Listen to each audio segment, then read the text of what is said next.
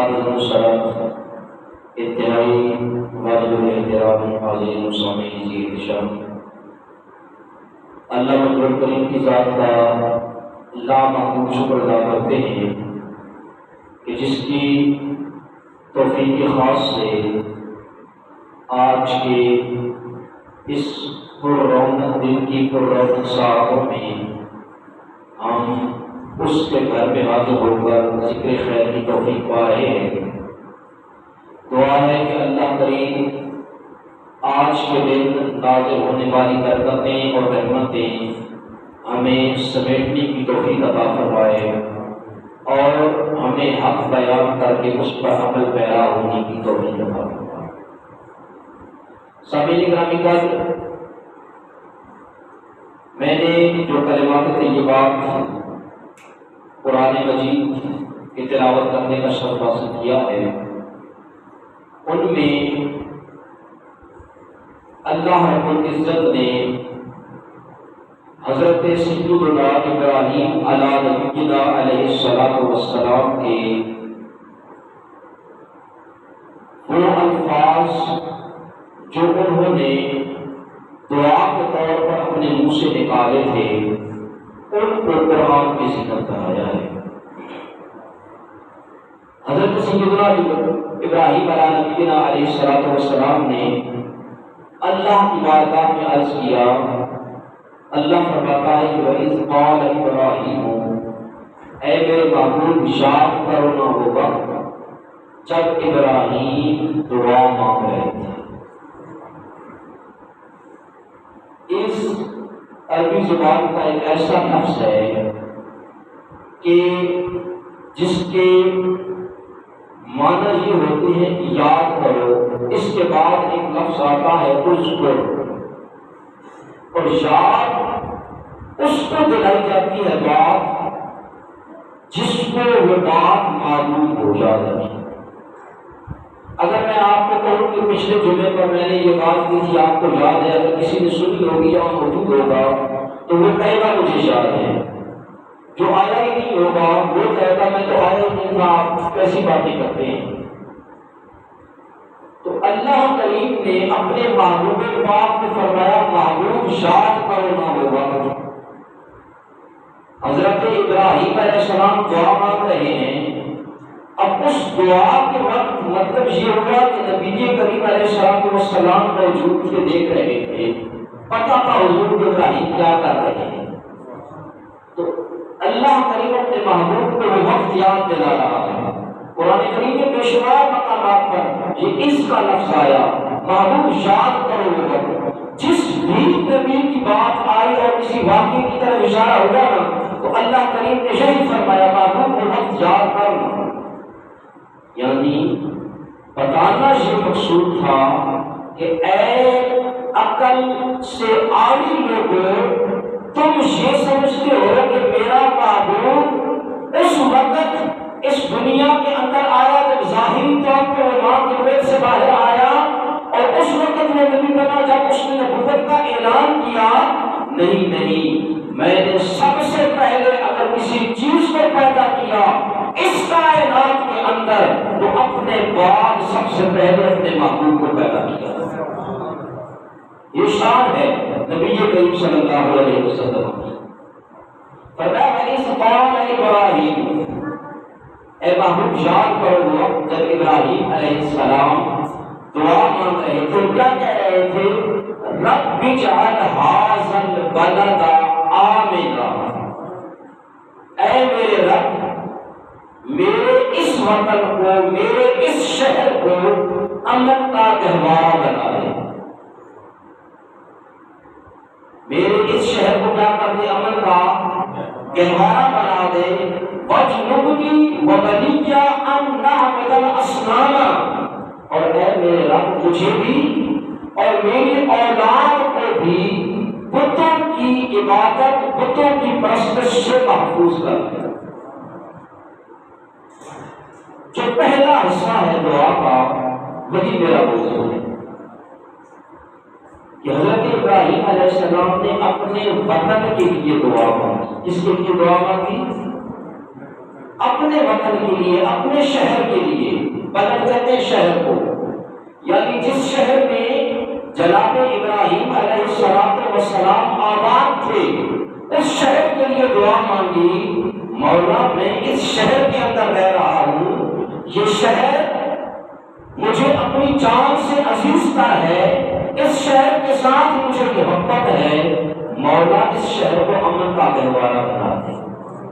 گویا اپنے وطن کے ساتھ محبت کرنا یہ سیدنا ابراہیم علیہ السلام کی سنت ہے،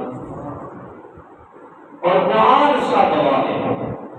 قرآن کہہ رہا ہے کہ ابراہیم نے اپنے وطن کے لیے دعا کی۔ اب آگے آئیے، جناب نبی کریم صلی اللہ علیہ وآلہ وسلم آپ کے دور مبارک میں قرآن کی یہ بھی آیت دوسرے مقام پر اللہ تعالیٰ نے اس شہر کی قسم کھائی ہے جس شہر میں کریم آقا نے قدم رکھے، جس شہر میں حضور نے قدم رکھے، اس شہر کی رب نے کیا کی ہے؟ بولے قسم کھائی ہے، بولے قسم کھائی ہے۔ کیوں؟ اللہ فرماتا ہے، آپ کو آیت میں کچھ نہ فرمایا، لا اقسم بہذا البلد وانت حل بہذا البلد، معبود مجھے قسم ہے اس شہر کی جس شہر میں آپ براجمان ہیں، میرے معبود جہاں آپ کے قدم لگ گئے، میں اس شہر مبارک کی قسم کھاتا ہوں۔ یعنی وہ شہر شان والا ہوا، وہ شہر عظمتوں والا ہوا۔ گویا قرآن نے ہمیں یہ درس دیا کہ اپنے وطن کے ساتھ کیا کرنی ہے، کیا کرنی ہے۔ میں آپ کو نبی کریم علیہ السلام کے فرمان کے مطابق بتاؤں گا کہ وطن کے ساتھ محبت حضور کی سنت ہے۔ ابراہیم علیہ السلام نے بتائی، مختلف انبیاء کرام کی دعائیں ہیں، مختلف انبیاء کرام کی، لیکن وقت مختصر ہوتا ہے، میں نے وہ ساری دعائیں آپ کو بھی سنا رہا۔ قرآن میں بے شمار مقامات پر وطن کی محبت اور وطن کے لیے دعا کی گئی جو کلمات ہیں وہ ذکر کیے گئے ہیں، لیکن میں نے صرف ایک آیت کو موضوع سخن بنایا ہے کہ وطن کے ساتھ محبت یہ جناب ابراہیم علیہ السلام کی بھی سنت ہے، جناب نبی کریم علیہ السلام کی بھی کیا ہے؟ سنت ہے۔ آج میں آپ کو ذرا دور نبی میں لے چلتا ہوں۔ حضرت امام سہیلی رحمت اللہ تعالی علیہ، انہوں نے ایک کتاب لکھی جس کا نام ہے الروض الانف۔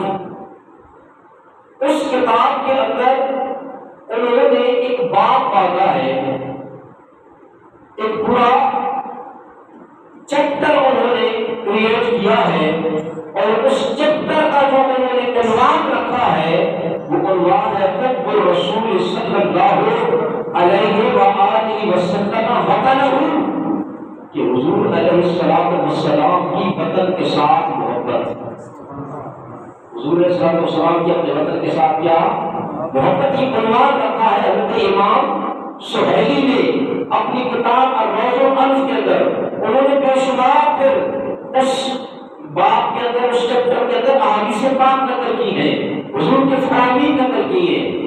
میں صرف دو آپ کے سامنے رکھوں گا، آپ کو پتہ چلے کہ وطن کے ساتھ محبت آج پاکستانی عوام اگر وطن کے ساتھ محبت کا دعویٰ کرتی ہے، کوئی نوجوان، کوئی بوڑھا، کوئی بچہ وطن کے ساتھ محبت کا دعویٰ کرتا ہے، تو کوئی اگر اس کا فتویٰ لگائے کہ یہ وطن کے ساتھ محبت جائز نہیں ہے، تو آپ کہہ سکتے ہیں کہ یہ وطن کی محبت ہم اس لیے نہیں کر رہے کہ ہمارا وطن ہے، ہم تو سنت مصطفیٰ سمجھ کے کر رہے ہیں۔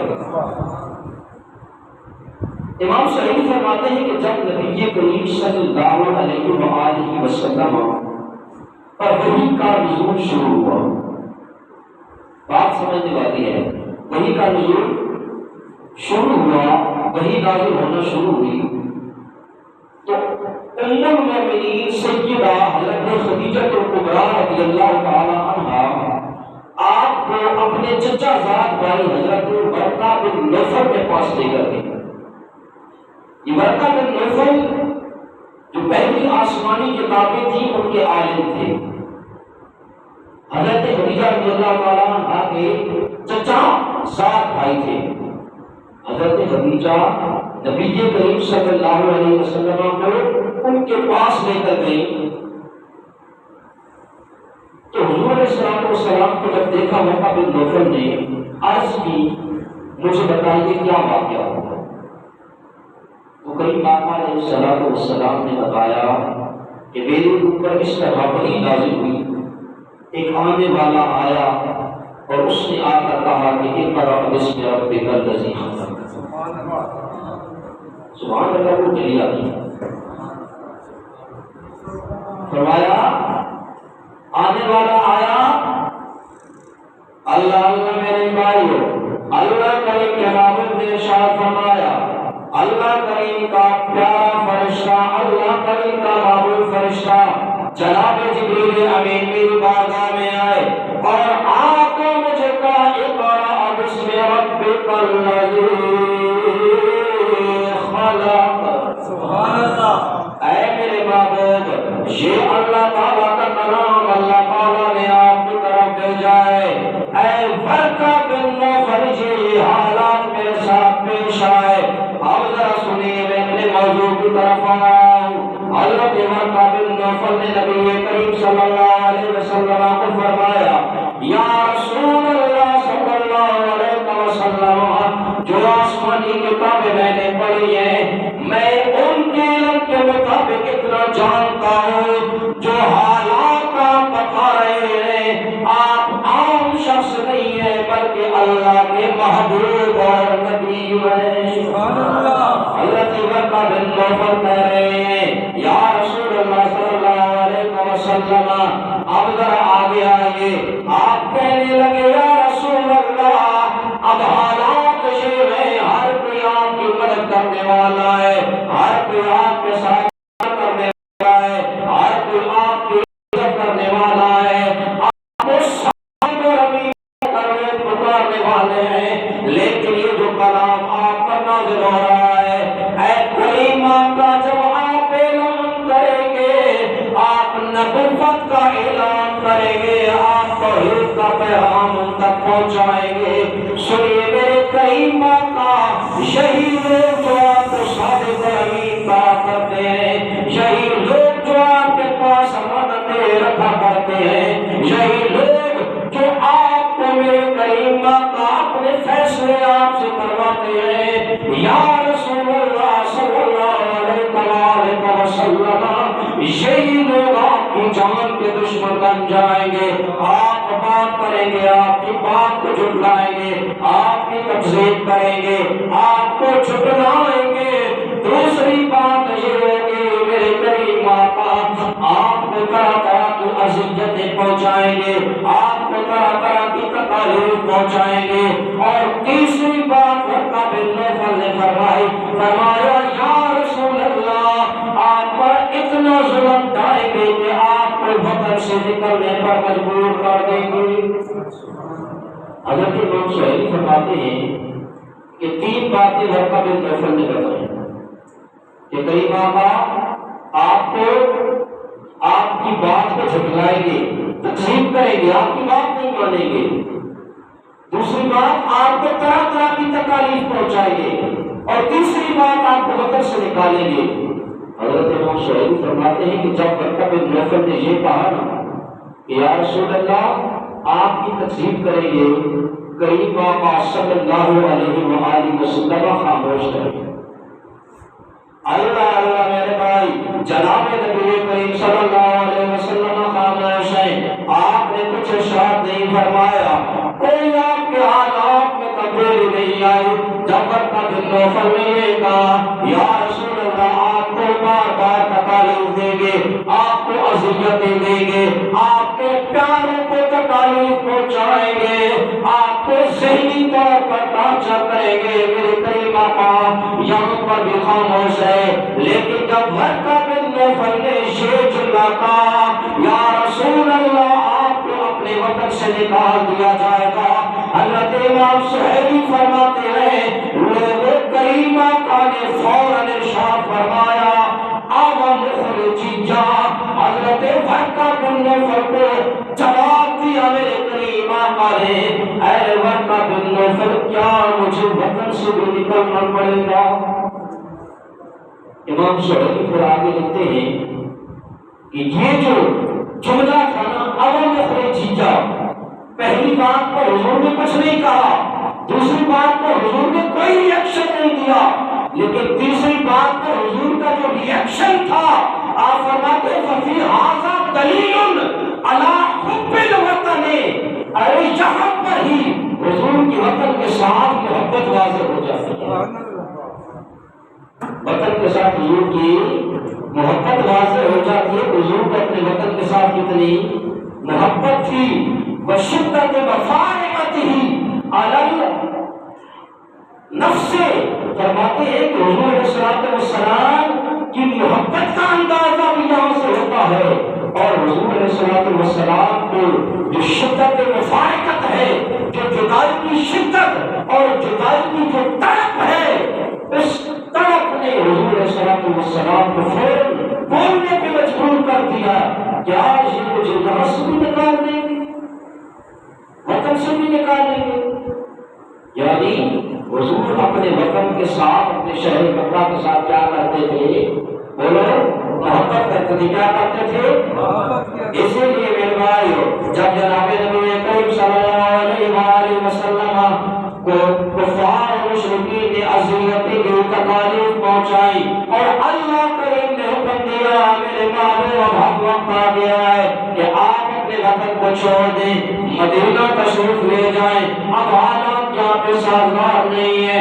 اس وقت جناب نبی کریم صلی اللہ علیہ وسلم جب جناب والا مکہ سے مدینہ جانے لگے، مکہ کو چھوڑ کر جانے لگے، میرے کریم آقا نکلنے لگے، مکہ کو مخاطب کر کے حضرت کریم آقا نے ارشاد فرمایا، ما اطیبک من البلد واحبک الی، اے میرے شہر مکہ تو کتنا پاکیزہ شہر ہے، اے میرے شہر مکہ میں تجھ سے کتنا پیار کرتا ہوں، ولولا ان قومی اخرجونی منک ما سکنت غیرک، اے میرے شہر مکہ اگر میری قوم یہاں سے مجھے نکلنے پر مجبور نہ کرتے، قسم خدا میں تیرے علاوہ کسی جگہ رہنا گوارا نہ کرتا۔ حضور کو اپنے وطن کے ساتھ اتنی محبت تھی، اپنے شہر کے ساتھ اتنی زیادہ کیا تھی؟ بولو، محبت تھی۔ میرے کریم آقا صلی اللہ علیہ وسلم کا معمول بات تھا، جب آپ کہیں سفر پر جاتے، کسی غزوہ پر جاتے، یا تجارتی سفر پر جاتے، یا کسی اور معاملے کے لیے، دین کی تبلیغ کے لیے کسی دوسرے مقام پر جاتے، جب میرے کریم آقا واپس تشریف لاتے، جیسے میرے کریم آقا کی نظریں اپنے شہر پر پڑا کرتی تھی، آپ اپنی سواری کو تیز کر لیا کرتے تھے تاکہ جلدی جلدی اپنے شہر میں داخل ہو جاؤں۔ میرے بھائیو، یہ بات میں اپنی طرف سے نہیں کر رہا، امام بخاری نے اپنی صحیح بخاری کے اندر، امام ترمذی نے جامع ترمذی کے اندر، امام احمد بن حنبل نے اپنی صحیح مسند کے اندر نقل کی ہے، اور اس حدیث پاک کو جناب والا سیدنا حضرت انس بن مالک رضی اللہ تعالیٰ عنہ روایت کرتے ہیں، آپ فرماتے ہیں ان نبی صلی اللہ علیہ وآلہ وسلم قال اذا قدم من سفر، جب کریم آقا صلی اللہ علیہ وسلم کسی سفر سے واپس تشریف لایا کرتے تھے، فنظر الى جدرات المدینہ، میرے کریم آقا کو مدینہ کی دیواریں جیسے نظر آتی تھی، اوضع راحلتہ، میرے کریم آقا اپنی اونٹنی کو تیز کر دیا کرتے تھے، اور اگر میرے کریم آقا وَإِنْ كَانَ عَلَىٰ طَاقَةٍ حَرَّكَهَا مِنْ حُبِّهَا، اگر میرے کریم آقا کسی اور جانور پر سوار ہوتے، اس جانور کو مدینے کی محبت کی وجہ سے یوں ایڑی مارتے تاکہ یہ جانور بھاگ کر مجھے اپنے شہر میں پہنچا دے، اس لیے تیز چلا کرتے تھے کیونکہ حضور کو اپنے شہر سے محبت ہوا کرتے تھے۔ ہاں میرے بھائی، آج ہم بھی دعویٰ کرتے ہیں، کوئی چھوٹا بچہ اس سے بھی پوچھیے نہ، وہ بھی کہے گا مجھے اپنے وطن کے ساتھ محبت ہے۔ اگر کسی نوجوان سے پوچھو وہ بھی یہی کہے گا ہاں مجھے وطن کے ساتھ محبت ہے۔ بوڑھے سے پوچھو وہ تو کہے گا ہم نے بڑی قربانیاں دی ہیں، ہم نے وطن کے لیے بڑی قربانیاں دی ہیں۔ میں کہتا ہوں ہمیں وطن کے ساتھ محبت ہے، اس لیے کہ یہ وطن ہمارا ہے، اور وطن کے ساتھ محبت کرنا کریم آقا کی سنت مبارکہ ہے۔ جرم اگر وطن کی مٹی سے محبت ہے، جرم اگر وطن کی مٹی سے محبت، یہ جرم سدا میرے ساتھوں میں رہے گا۔ ہمیں اپنے وطن کے ساتھ محبت ہونی چاہیے۔ اگر کسی کے دل میں اپنے وطن کے ساتھ محبت نہیں ہے نا، تو یاد رکھیں وہ میرے قریب آقا کے طریق پر نہیں ہے، وہ حضور کے طریق پر، حضور کی سنت پر نہیں ہے۔ کیوں کہ یہ وطن ہی ہوتا ہے جو انسان کو عروج عطا کرتا ہے، انسان کو بلندیاں عطا کرتا ہے۔ ہم تو نہیں سمجھتے ہیں نا کہ یہ وطن بڑی آسانی کے ساتھ حاصل ہو گیا ہوگا۔ ہم نے کیا دیکھا ہے؟ ہم نے تو آنکھ کھولی ہے تو ایک آزاد ملک میں کھولی، ہم نے تو آنکھ کھولی ہے تو ایک ایسے معاشرے کے اندر کھولی جہاں کو کوئی روک ٹوک والا نہیں تھا، جہاں سے کوئی پوچھنے والا نہیں تھا تم کہاں آئے ہو، کیسے آئے ہو۔ قسم خدا اگر آزادی کی نعمت پوچھنی ہے نا تو پوچھو چچنیا والوں سے، آزادی کی نعمت کا پوچھنا ہو تو پوچھو کشمیر والوں سے، آزادی کی نعمت کا پوچھنا ہو تو پوچھو بوسنیا والوں سے، پوچھو ان محکوم قوموں سے جن کی صبح بھی مصیبت میں گزرتی ہیں، جن کی شامیں بھی مصیبت میں گزرتی ہیں۔ ہم بڑے احسان مند ہیں اس رب کائنات کے سب سے پہلے کہ جس نے ہمیں یہ آزاد وطن عطا کیا، اس کے بعد ہم احسان مند ہیں ان ہستیوں کے جنہوں نے اپنی جانوں کے نذرانے پیش کیے اور ہمیں آزاد وطن عطا کیا۔ آج ٹکے ٹکے کے لوگ قائد اعظم رحمۃ اللہ تعالیٰ علیہ کے بارے میں نازیبہ کلمات کہتے ہیں، ارے انہوں نے اپنی سیاست چمکار کی، اپنی سیاست کے لیے انہوں نے ملک حاصل کیا تھا، یہ انگریزوں نے ویسے ہی دے دیا تھا۔ میں نے کہا نا قائد اعظم رحمۃ اللہ تعالیٰ علیہ اور حضرت علامہ اقبال رحمۃ اللہ تعالیٰ علیہ انہوں نے ویسے ہی پاکستان حاصل نہیں کر لیا تھا۔ علامہ اقبال نے تصور پیش کیا تھا کہ یہ دو قومیں ہیں، یہ اکٹھی نہیں رہ سکتی، یہ ایک جگہ پہ نہیں رہ سکتی۔ جب تک الگ وطن مسلمانوں کا نہیں ہوگا تب تک مسلمان پستے رہیں گے، لہذا مسلمانوں کا الگ وطن ہونا چاہیے۔ پھر اس خواب کو شرمندہ تعبیر کرنے کے لیے قائد اعظم نے بیڑا اٹھایا، قائد اعظم نے جھنڈا اٹھایا اور قائد اعظم نے کہا ہاں یہ مقدمہ میں لڑوں گا، یہ کوشش میں کروں گا۔ میں نے ساری زندگی اپنے اصولوں پر صرف کی اور یہ اصول میں اپنے وطن کے لیے صرف کر کے دوں۔ اس قائد اعظم نے پھر دن رات ایک کیا، دن رات ایک کر کے آپ نے دو قومی نظریہ پیش کیا، دو قومی نظریہ پیش کیا۔ کسی نے کہنے والے نے کہا جس طرح آج لوگ اعتراض کرتے ہیں، سب اعتراض کرنے والے تو موجود تھے نا۔ میں جملہ معترض یہاں پہ کہتا ہوں، آج کا تو ہمارے دین کے ہمارے ملک کے ٹھیکیدار وہ لوگ ہیں جو سب سے زیادہ مخالف اس وقت پاکستان میں، یاد رکھیں اب ان پاکستان میں ٹھیکیدار بنے ہیں۔ لیکن سنیے، جب قائد اعظم رحمۃ اللہ تعالیٰ علیہ نے یہ کہا کہ مسلمانوں کا ایک الگ وطن ہونا چاہیے، تو کسی سوال کرنے والوں نے سوال کیا ارے ہندوستان میں سارے اکٹھے رہ رہے ہیں تم کیوں بانٹنا چاہتے ہو ہندوستان کو؟ تو قائد اعظم رحمۃ اللہ تعالیٰ علیہ نے جواب دیا ارے تم یہ سوچتے ہو کہ میں ہندوستان کا بٹوارا کرنا چاہتا ہوں، نہ میں ہندوستان کا بٹوارا نہیں کرنا چاہتا، بلکہ میں تو دو قوموں کو الگ کرنا چاہتا ہوں۔ ہندوستان کے اندر دو قومیں شریعت والی ہیں، ایک ہے ہندو قوم دوسری مسلمان قوم، دونوں کا رہن سہن الگ، دونوں کا طور طریقہ الگ، دونوں کی عبادت گاہیں الگ، دونوں کے کھانے کا طریقہ الگ۔ میں نہیں چاہتا یہ الگ الگ قومیں ایک جگہ پر رہے، میں چاہتا ہوں ہندو اپنے لیے اپنا الگ ملک بنا لے، مسلمان اپنے لیے اپنا الگ ملک بنا لے، تاکہ ہندوؤں کو کوئی اپنی عبادت سے روک نہ سکے، ادھر مسلمانوں کو کوئی اپنی عبادت گاہوں میں عبادت سے روک نہ سکے۔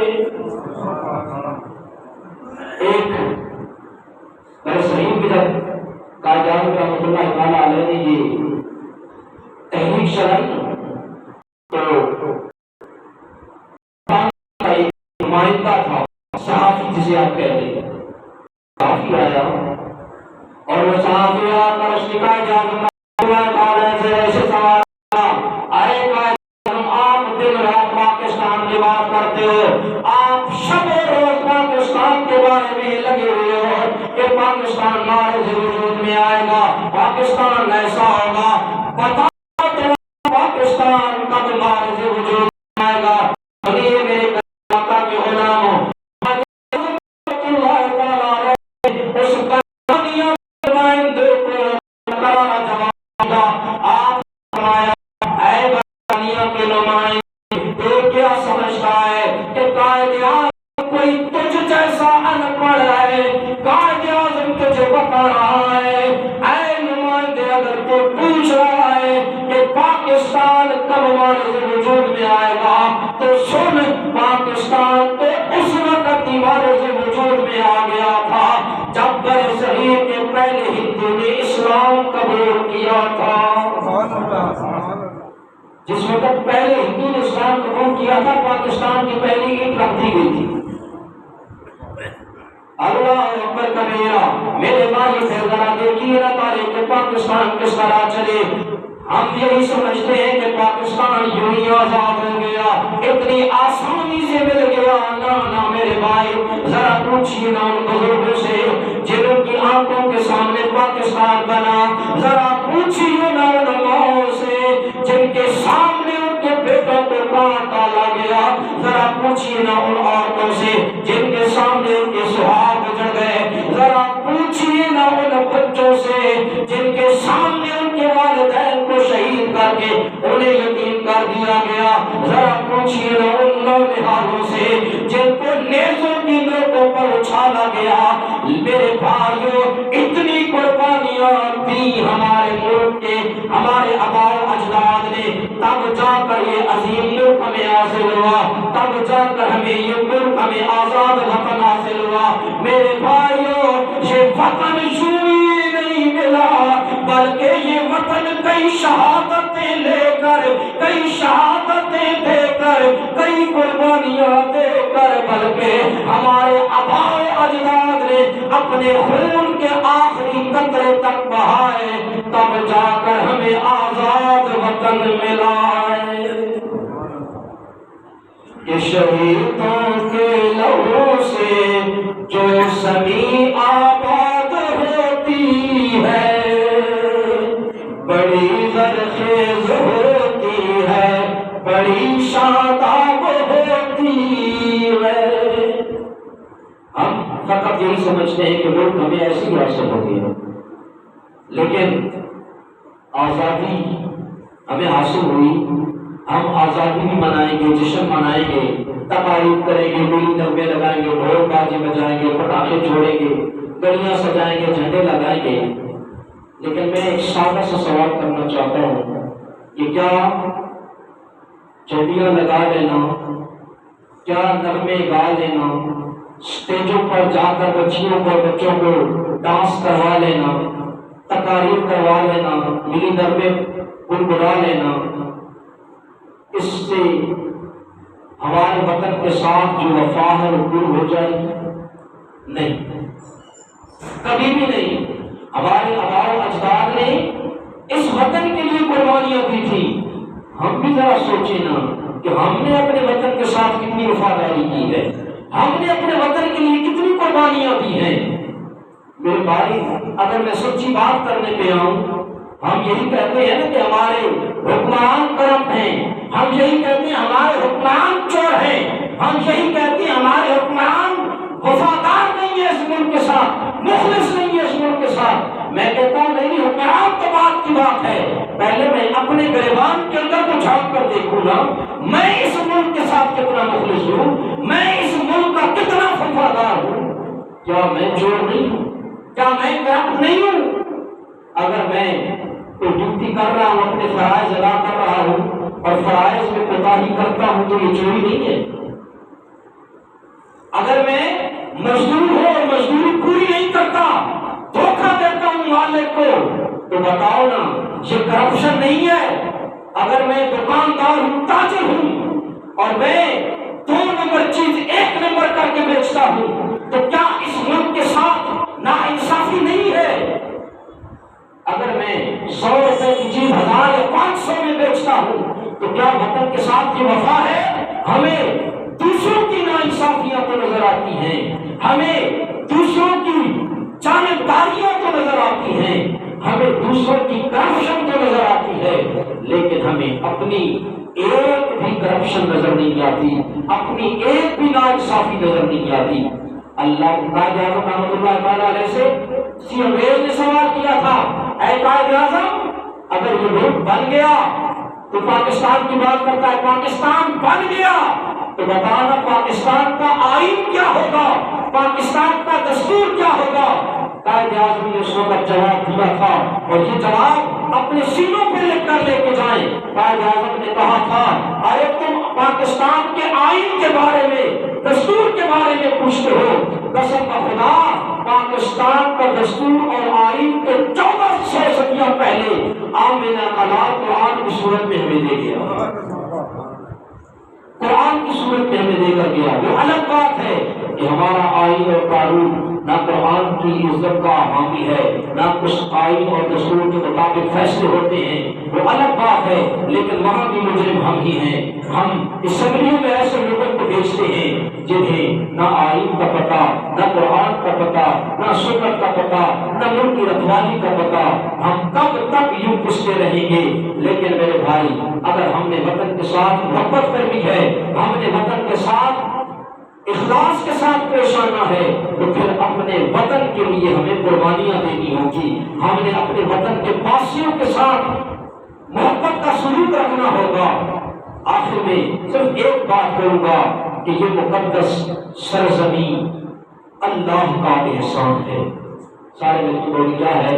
اللہ کا یہ مقدس سرزمین اللہ کا احسان ہے، اس کی حرمت پر ہماری جان بھی قربان ہے، ملک ملت کے تحفظ کو یہی اعلان ہے،